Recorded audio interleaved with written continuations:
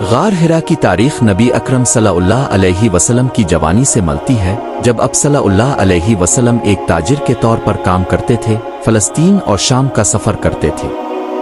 غار ہرا کی پرسکون اور پرامن فطرت نے اسے سعودی عرب کی مصروف گلیوں سے دور خاموشی سے سوچنے اور غور کرنے کا موقع فراہم کیا، اور اس طرح جلد ہی جبل الرح نبی کریم صلی اللہ علیہ وسلم کا آخری اعتکاف بن گیا۔ آپ سعود جبل النوری پہاڑ پر اکثر تنہائی کی تلاش میں چڑھتے تھے۔ حضور صلی اللہ علیہ وسلم غار ہرا کے اندر مراقبہ کرتے، دنیا کی خلوتوں سے الگ ہو کر اپنے آپ کو سچی روشنی کے لیے وقف کر دیتے، جو طویل عبادتوں اور دعاؤں پر مشتمل تھی۔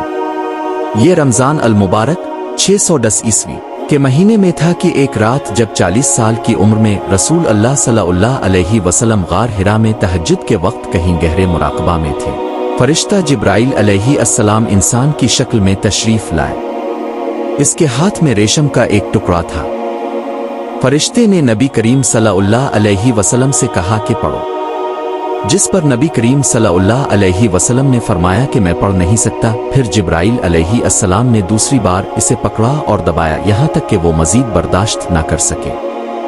اسے جانے کے فوراً بعد جبرائیل علیہ السلام نے ایک بار پھر اس سے کہا کہ پڑھو، جس کا نبی کریم صلی اللہ علیہ وسلم نے بھی یہی جواب دیا۔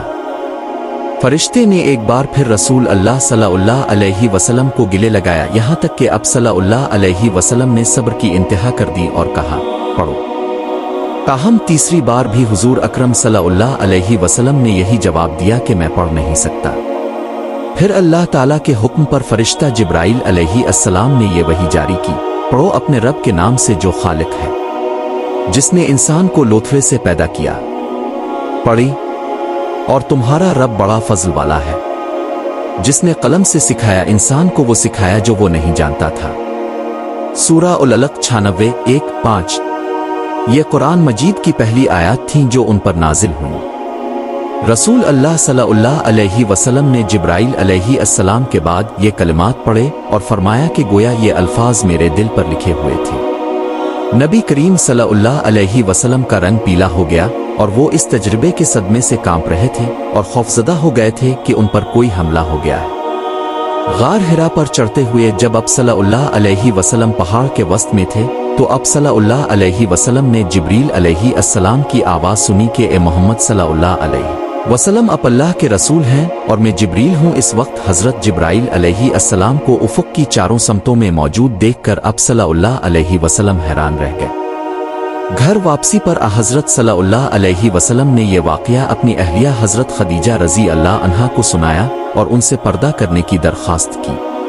اسلامی تاریخ کے مطابق یہ خیال کیا جاتا ہے کہ اپنی جوانی کے ابتدائی سالوں میں نبی اکرم صلی اللہ علیہ وسلم اچھے خوابوں کی شکل میں وحی کیا کرتے تھے جو سچ ہوتے ہیں۔ اس کے بعد وہ تنہائی پسند کرنے لگا اور اسی طرح غار ہرا کے اندر دھیان اور حقیقی روشنی کی تلاش میں گھنٹوں اور دن گزارنے لگا۔ رسول اللہ صلی اللہ علیہ وسلم غار ہرا میں طویل مدت تک قیام کے لیے اپنے ساتھ سامان بھی لے جاتے تھے اور صرف حضرت خدیجہ رضی اللہ عنہا کے پاس واپس آتے تھے۔ پیغمبر اسلام سعود نے اس عمل کو جاری رکھا یہاں تک کہ اللہ تعالیٰ کی طرف سے فرشتہ جبریل کے ذریعے آپ پر وحی نازل ہوئی۔ نبی اکرم صلی اللہ علیہ وسلم نے 40 سال کی عمر میں غار ہرا میں پورا ایک مہینہ گزارا، تنہائی، سکون اور غور و فکر کا موقع حاصل کیا۔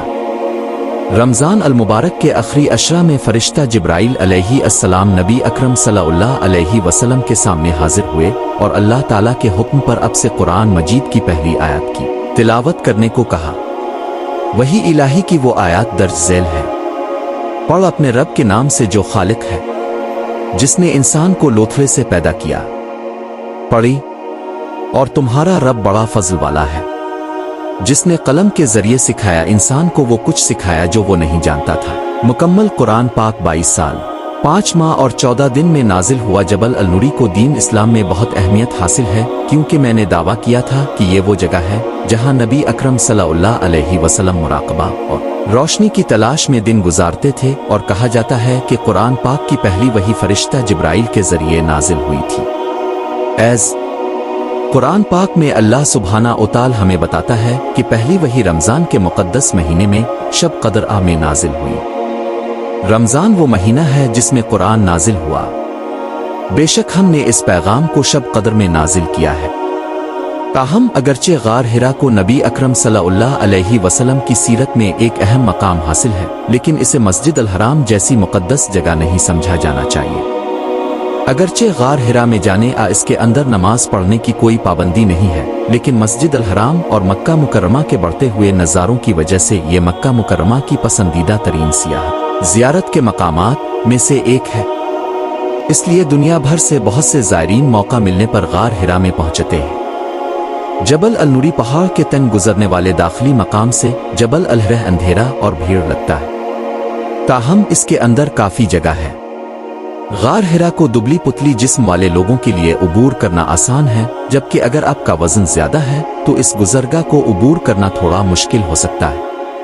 अगरचे गार का रास्ता मुकम्मल तौर पर चट्टानों से ढका हुआ है, लेकिन ये काफी सूरज की रोशनी को वहां से गुजरने देता है। एक बार जब आप तंग रास्ते को कामयाबी से उबूर कर लेंगे तो गार हिरा का दरवाजा नजर आएगा। इस मुक़द्दस जगह में दाखिल होने के लिए चंद कदम आगे बढ़ीं, जहां नबी अकरम सल्लल्लाहु अलैहि वसल्लम नमाज पढ़ते थे, बैठते थे और पहली वही पर उतरते थे। जबल अल रहर का अंदरूनी इलाका इस रास्ते से कहीं ज्यादा हवादार और ठंडा है, जो इसकी तरफ जाता है और इसे आराम करने, नमाज पढ़ने और अल्लाह को याद करने के लिए बेहतरीन जगह बनाता है। गार हिरा जबल अल नूरी की चोटी के करीब वाक़ है। ये वो जगह है जहां नबी अकरम सल्लल्लाहु अलैहि वसल्लम पर पहली कुरानी वही नाजिल हुई। हर साल हजारों मुसलमान गार हिरा का रुख करते हैं ताकि अल्लाह ताला की रहमतें हासिल करें।